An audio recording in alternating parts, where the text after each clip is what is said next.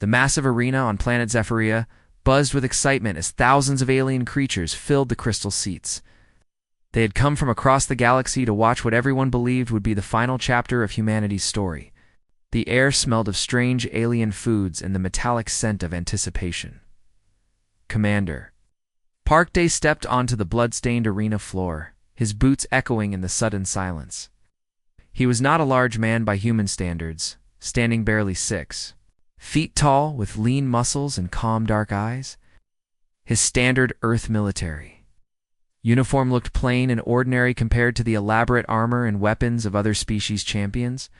Across the arena, something that could only be described as a nightmare waited for him.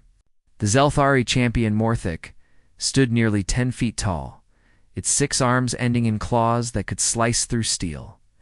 Its skin was like living metal, covered in spikes that dripped with natural poison.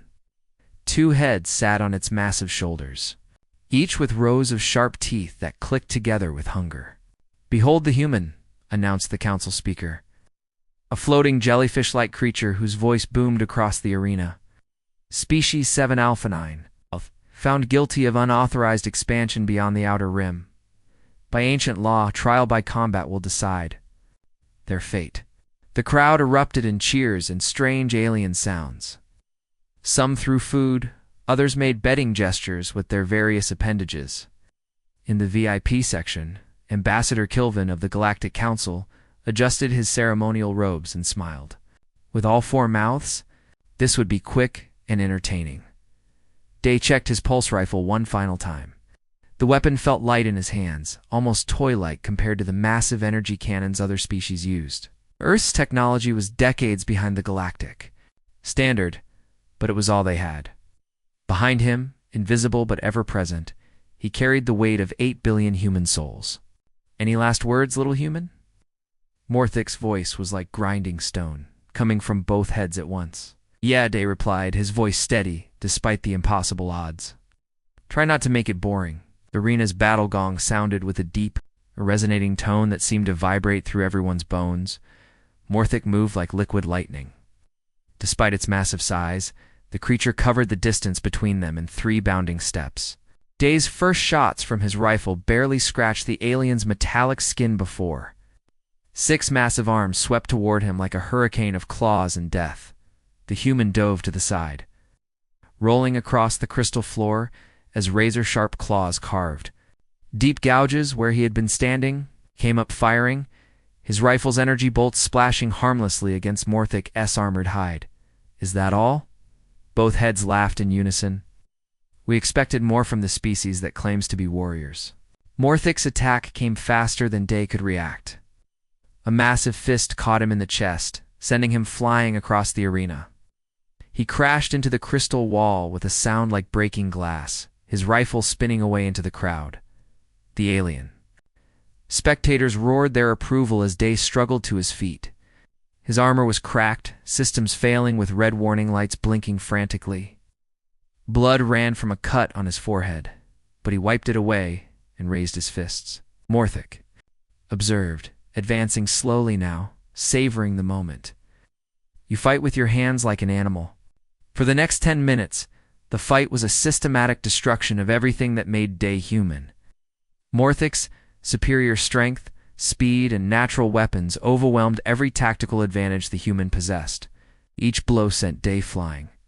Each impact cracked more of his armor. Each fall made it harder to stand. The crowd's cheers grew louder with each devastating hit. Some aliens had never seen a human before, and they were impressed by how much punishment the small creature could absorb before dying. Others placed bets on how long it would take, counting down the seconds until the inevitable end. Ambassador Kilvin leaned forward in his seat, all 4 eyes focused on the spectacle below. "Remarkable endurance for such a weak species," he commented. To his aide, but endurance without strength is merely prolonged suffering. Day's left arm hung useless at his side, clearly broken. His breathing came in ragged gasps through what were probably cracked ribs. One eye was swollen shut, and blood stained his torn uniform. Still, he kept getting up, kept raising his one good fist, kept trying to land a blow that might matter. Final moment came when Morthic grew tired of the game. All 6 arms struck at once, a coordinated attack that no living being could survive. Claws raked across Day's chest, opening deep wounds that sprayed blood across the crystal floor. A massive fist connected with his head, snapping it back with an audible crack. Park Day collapsed in a spreading pool of his own blood, his body twisted and broken. His chest barely moved and his eyes stared sightlessly at the arena's ceiling. The crowd fell silent, the spectacle suddenly over. Morthic raised all 6 arms in triumph, both heads roaring, victory calls that echoed through the arena. The council speaker began announcing humanity's death sentence, his voice carrying the weight of galactic law. But then, cutting through the silence like a blade, came the sound of a wet, painful cough. Park's body lay motionless on the blood-stained crystal floor for what felt like an eternity. The alien crowd had begun to disperse, their bloodthirsty entertainment apparently over. Vendors started packing up their strange foods and bedding. Pools closed with final payouts. Even the great champion Morthic had turned away, cleaning blood from his claws with casual indifference. Then came the cough. It started as barely more than a whisper, a wet sound that could have been mistaken for settling blood, but it grew stronger, more deliberate, until it echoed across the arena with unmistakable life. Dr. Yathani, Council's chief medical officer, nearly dropped her scanning device. Her 3 eyes focused on the readings with growing disbelief. "Impossible," she whispered through her breathing apparatus. "The readings show complete system failure. Heart stopped, brain activity minimal, blood loss critical. He should be dead." But death, apparently, was something humans had never learned to do properly. Day's fingers twitched first, barely visible movements against the crystal floor. Then his chest rose with a shuddering breath that sent ripples through the pool of blood beneath him. His head turned slightly, and his one good eye opened to stare at the arena's ceiling. The alien spectators who had been leaving stopped in their tracks. Those still seated leaned forward, their various forms of eyes widening in shock. The betting pools, which had just closed, erupted in chaos as creatures demanded their money back. "By the 7 moons," gasped Ambassador Kilvin, all 4 of his mouths hanging open. "It's moving." Morthic spun around, his 2 heads swiveling independently to focus on the impossible sight. In Zelthari culture, you delivered killing blows, and things died. That was how the universe worked. That was how it had always worked. His claws had opened wounds that would kill 3 of his own kind, yet the human was stirring. Day's broken body shuddered with effort as he rolled onto his side. Blood frothed from his lips, mixed with something that might have been a laugh. His left arm was clearly useless, hanging at an angle that made several aliens in the crowd feel sick. But his right arm moved, pressing against the floor with trembling strength. "Stay down, human," Morthic commanded, his voice carrying a note of uncertainty for the first time. "You are defeated. Accept death with dignity." Day pushed himself up onto one elbow. The movement sent fresh blood flowing from his wounds, but he didn't seem to notice. His breathing came in short, painful gasps, each one a victory against the damage his body had sustained. The arena fell completely silent. Even the background hum of the building's systems seemed to pause as thousands of alien beings watched something that challenged their understanding of how life worked. Dr. Yathani's scanner was going crazy, beeping and flashing warnings as it tried to process readings that made no sense. "Massive internal bleeding," she reported to the council speaker, her voice shaking. "Multiple fractures, organ failure, severe head trauma. By every medical standard we know, he should be dead."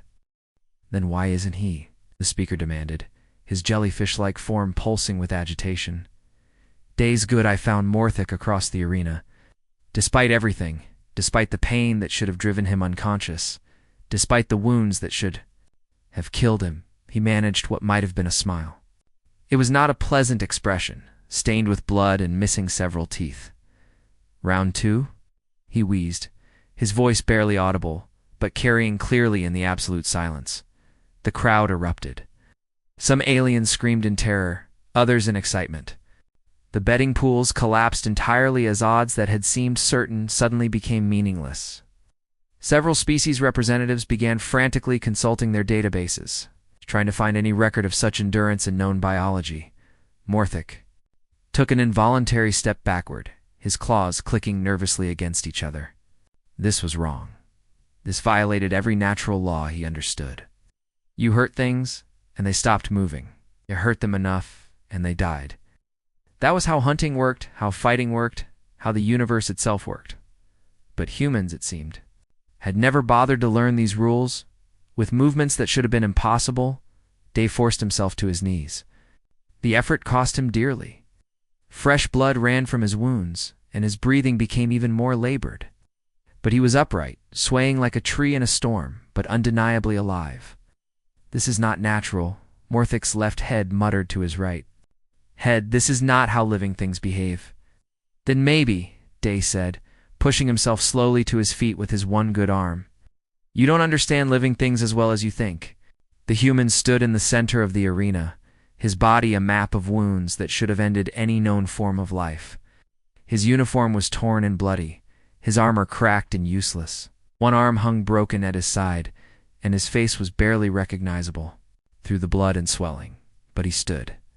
And in that moment, every alien in the arena began to understand that they had fundamentally misunderstood what they were dealing with. This wasn't just another species fighting for survival. This was something that had crawled out of hell itself and decided it wasn't done yet. The impossible had become possible, and the galaxy would never be the same. What happened next was not the elegant combat that filled the galaxy's fighting.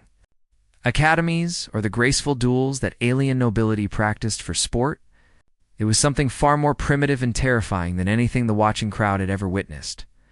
Park Day could no longer match Morthic's speed. His broken body moved like a machine with damaged parts, each step sending waves of pain through his shattered ribs. His left arm swung uselessly at his side, and his vision blurred from blood loss and head trauma. So he stopped trying to be fast or graceful. Instead, he did something that made the alien spectators recoil in horror. He began to absorb punishment while giving it back, trading wounds with the patient methodology of a species that had survived ice, ages, and plagues.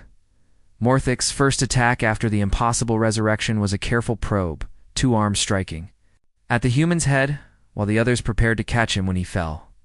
But Day didn't try to dodge. Instead, he stepped into the blow, letting the claws rake across his already damaged face while his good fist connected with Morthic's lower ribs. The alien's metallic skin cracked under the impact. Not much, just a hairline fracture, but it was the first real damage the champion had taken in years. Impossible, Morthic snarled, both heads speaking at once. You should be unconscious from pain alone. Day spat blood and grinned through broken teeth. Pain is just information, and right now it's telling me you're not as tough as you look. The next exchange was even more brutal. Morthic's 6 arms moved in perfect coordination, delivering blows that would have pulverized stone. But for every hit he landed, Day managed to land one of his own. The human's fist found the same cracked rib and drove deeper, while his elbow caught one of Morthic's heads in a blow that made the alien stagger. The crowd watched in stunned silence as their understanding of combat was turned upside down. In every fighting tradition they knew, you avoided damage while inflicting it. You used skill and technique to minimize harm to yourself.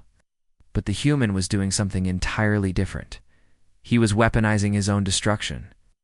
This is not fighting, whispered Ambassador Kilvin, his 4 mouths trembling. This is something else entirely. Dr. Yathani's scanner had given up trying to make sense of the readings. His pain receptors should have shut down his nervous system, she reported, her voice shaking. The trauma alone should have induced shock, then coma, then death. But he's still functioning, still thinking, still fighting. Morthic began to panic as the human's impossible endurance took its psychological toll. He had landed killing blows repeatedly, yet his opponent kept coming. Worse, those steady, methodical counterattacks were beginning to add up. His ribs ached, his head rang from impacts, and for the first time in his career, he was genuinely afraid. Why won't you die? He screamed, his perfect technique deteriorating into wild Desperate swings.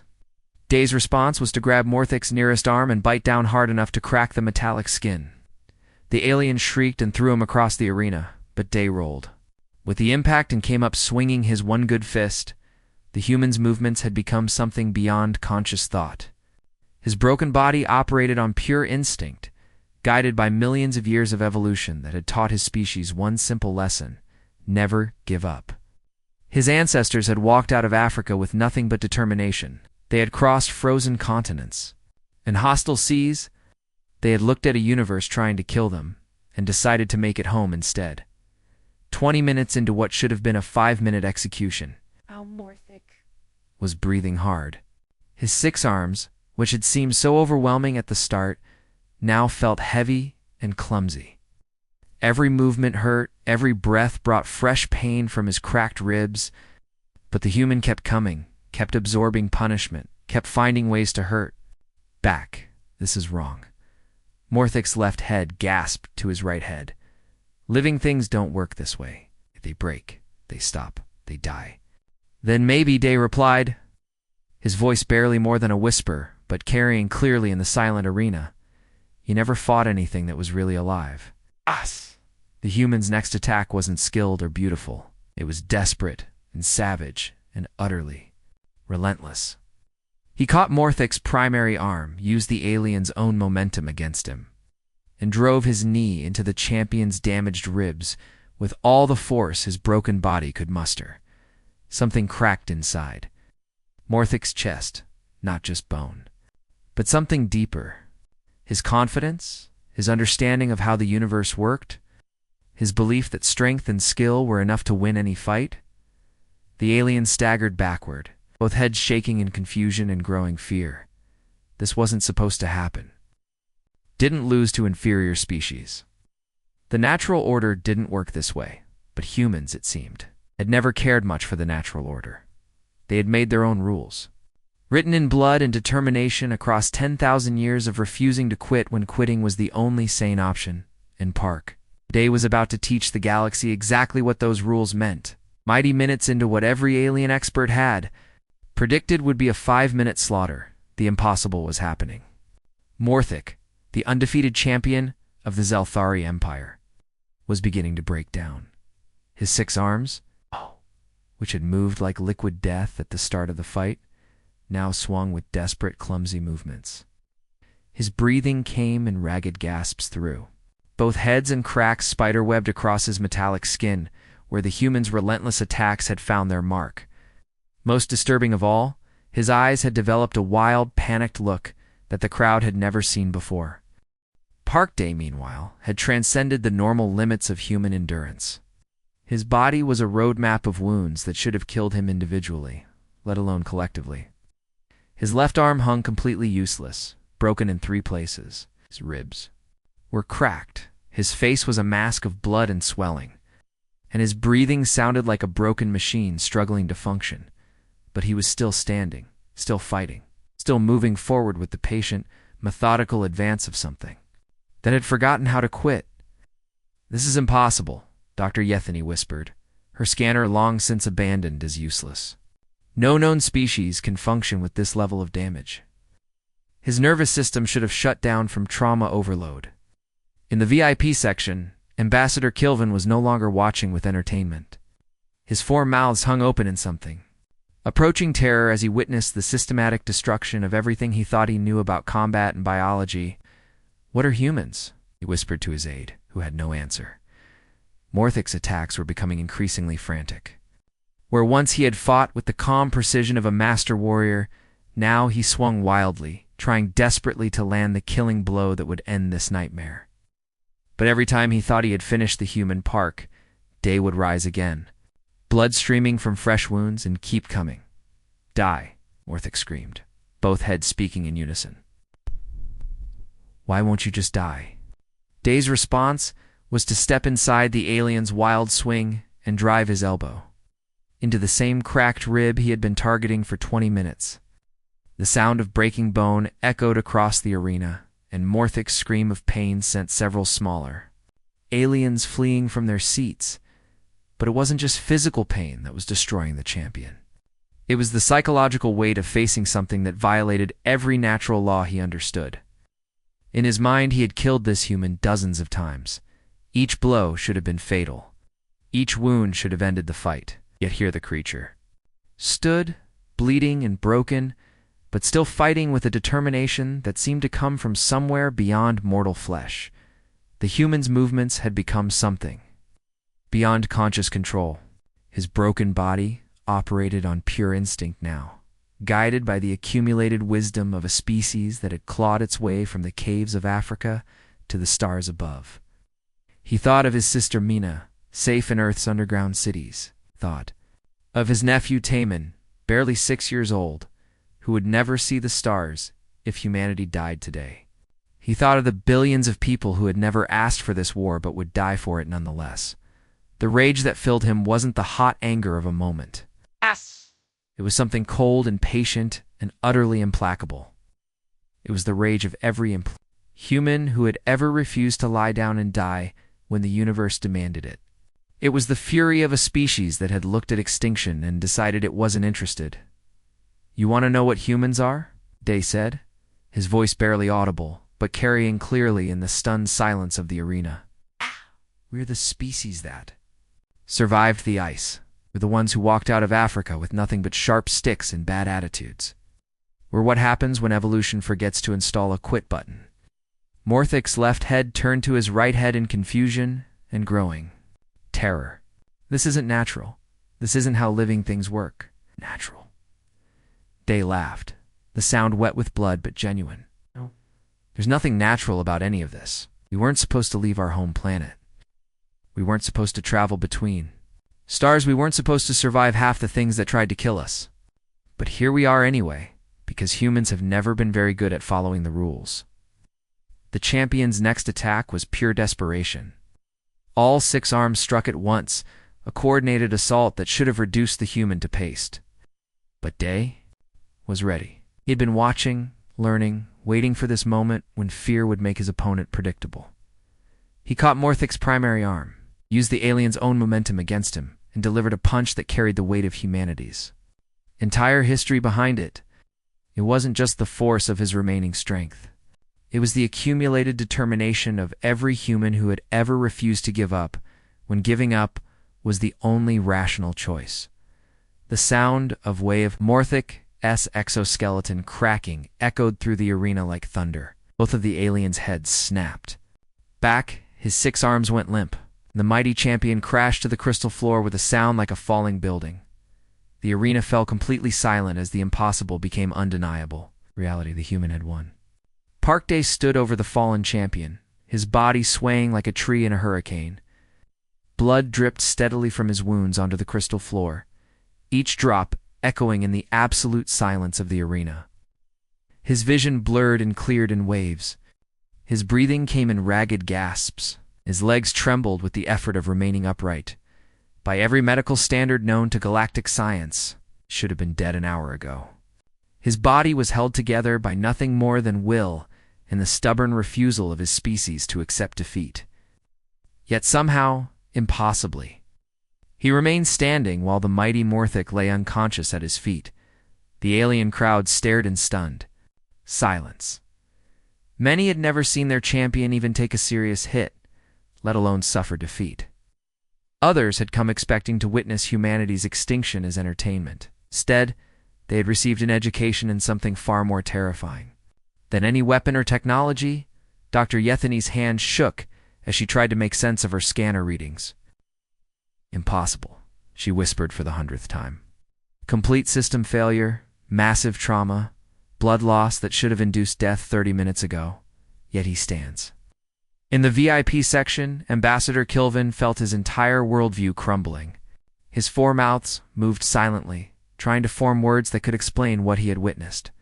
The council had gathered to watch humanity's final chapter, but instead they had learned why this species was so uniquely dangerous. Then something happened that sent shockwaves through every alien present. Day, barely conscious and held upright, by will alone, slowly knelt beside the unconscious Morthic. With his one good hand, he began checking the alien's wounds with the careful attention of a trained medic. His fingers found the pulse points on both necks, checked for breathing, examined the damage to the cracked exoskeleton. "Medical team," he called out, his voice barely above a whisper, but carrying clearly in the silence. "He needs medical attention. Now." The gesture sent ripples of confusion through the crowd. In every known culture, victory meant dominance over the defeated. The winner took what they wanted and left the loser to suffer the consequences. But this human, this creature that had just survived the impossible, was showing concern for his enemy's welfare. "I don't understand, Ambassador," Kilvin said to his aide. All four eyes fixed on the scene below. He won. Why does he care what happens to the champion? But the aide, a young Varaxian diplomat, was beginning to understand something that the older generation had missed. "Because that's what makes them dangerous," she whispered. "They don't just refuse to die, they refuse to let others die unnecessarily." Oh. Medical team rushed onto the arena floor, their equipment scanning both the human and the alien. Dr. Yathani led the team, her three eyes wide with professional amazement as she examined Day's wounds.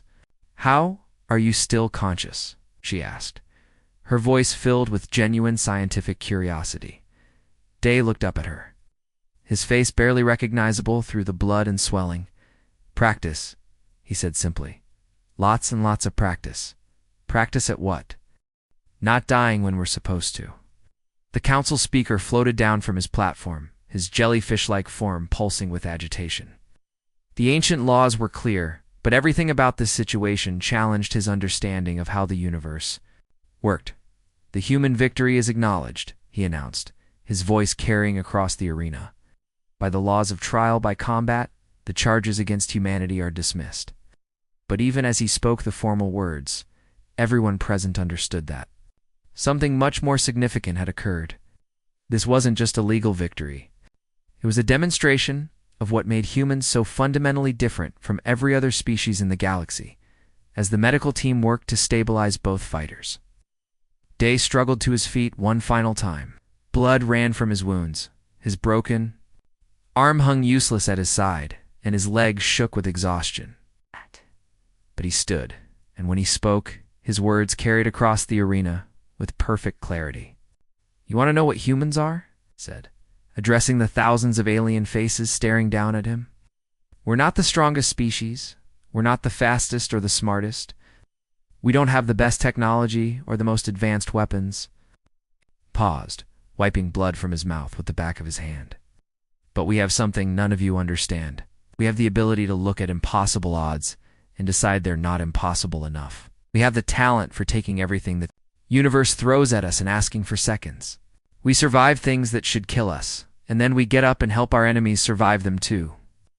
The crowd remained silent, but the message was spreading through the arena like wildfire. Humanity's place in the galaxy was no longer in question. It was guaranteed by something far more powerful than any weapon or treaty. "We don't fight because we enjoy it," Day continued, his voice growing stronger despite his wounds.